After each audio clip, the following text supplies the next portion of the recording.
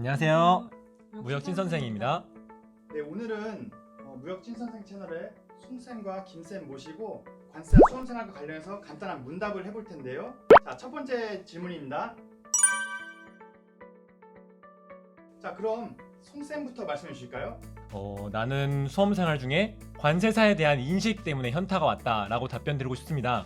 왜냐하면 제가 관세사를 공부한다고 주위 사람들에게 이렇게 말씀드렸을 때 대부분의 사람들이 관제사라는 직업과 헷갈려 하시는 분들이 굉장히 많았습니다. 그래서 너 공항에서 근무하냐? 또는 너 비행기 볼 줄 아냐? 뭐 이런 식으로 많은 질문을 받았었고, 또 어떤 분들은 그거 공무원 아니냐 하는 그런 질문도 굉장히 많이 받았습니다. 그래서 제가 공부를 하는 이 관세사라는 직업이 굉장히 다른 사람들에게 인식이 부족한 직업인가? 라는 생각이 문득 들 때가 있어서 그때 약간 현타가 좀 왔던 것 같습니다. 이번엔 김쌤 한번 말씀해 주시겠어요? 저는 관세사 수험생활 중에 계속 까먹어서 현타가 왔다 라고 말씀드리고 싶습니다. 저는 사실상 암기를 조금 늦게 시작한 편이에요. 암기를 해야 한다는 사실은 알고 있었지만 제가 하는 공부가 사실은 암기가 아니었던 거죠. 암기를 한다고 생각을 했지만.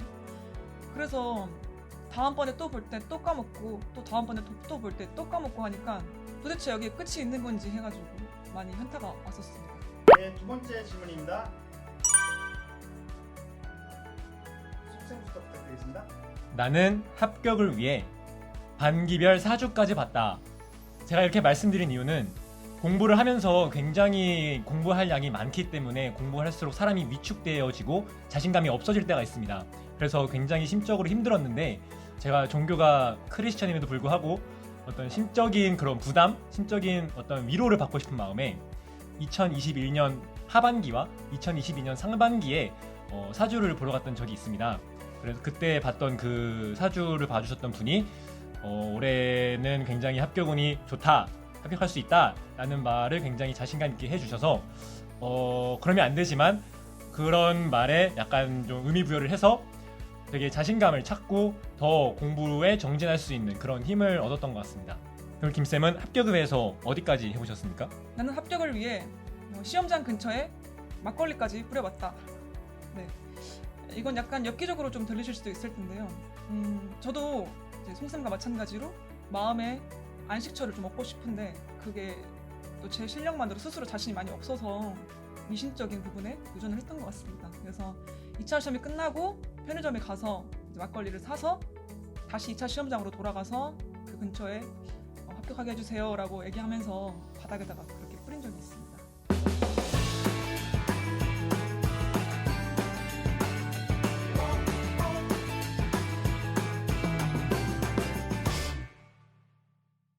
다음 질문 드리겠습니다.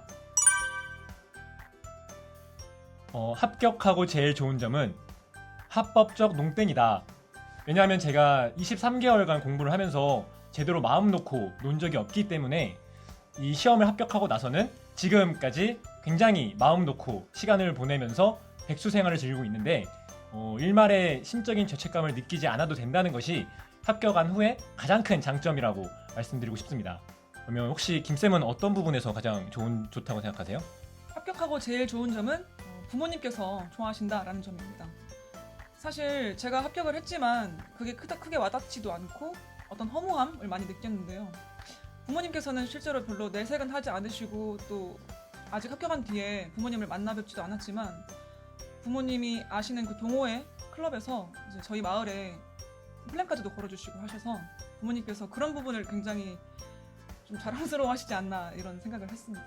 다음 질문입니다. 나는 관세사 합격을 티내기 위해 과방까지 가봤다.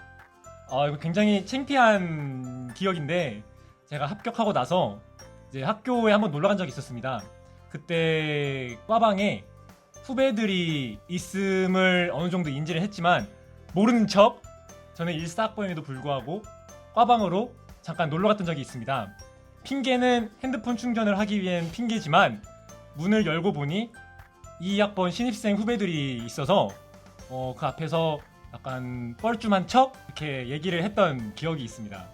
혹시 김쌤은 어떤 것까지 해보셨나요?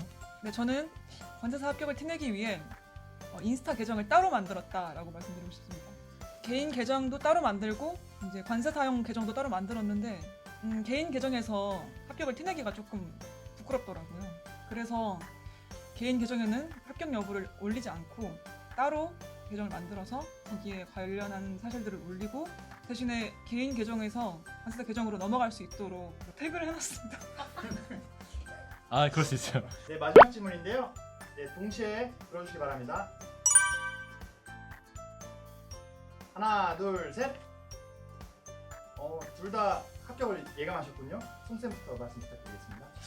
저 같은 경우에는 제가 이번에 되게 좋아하는 가짓수를 좀 많이 쓰는 스타일의 문제가 나오는 바람에 저는 관세법 문제를 풀면서도 이번 시험 괜찮겠다라는 예감을 했습니다.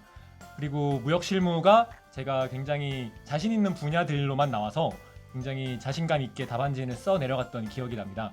근데 딱 한 가지 관세평가 과목을 제가 좀 너무 못 본 것 같아서 이것만 꽈락이 아니면 합격할 수 있겠다라는 생각이 들었습니다. 혹시 김쌤은 이런 확신이 어떻게 들었나요? 저는 사실 3등차로 합격을 했는데요. 이 이회 당시에 뭣도 모르고 근거 없는 자신감으로 합격을 할 수 있겠지 하고 생각을 했던 겁니다. 시험을 보고 나서 골프도 배운다든지 뭐 영공부도 하고 여러 가지로 준비를 했었는데 안타깝게도 이제 결과가 안 좋았고요. 그 다음에 이번 시험 때는 그때와 다르게 어느 정도 많이 썼는데 이번에는 그래도 합격을 하지 않을까라고 이제 생각을 했던 것 같습니다. 별로 저는 송쌤처럼 그렇게 근거 있는 어떤 자신감 아니었고요. 좀 근거 없는 자신감이었던 것 같습니다. 네, 오늘 관세사 수험생활과 합격에 관해서 재미난 이야기 나누셔서 감사하고요. 두 분 앞으로 멋진 관사로 성장해내시길 바라겠습니다. 오늘 컨텐츠가 도움이 되셨다면 좋아요, 구독 부탁드리겠습니다. 감사합니다.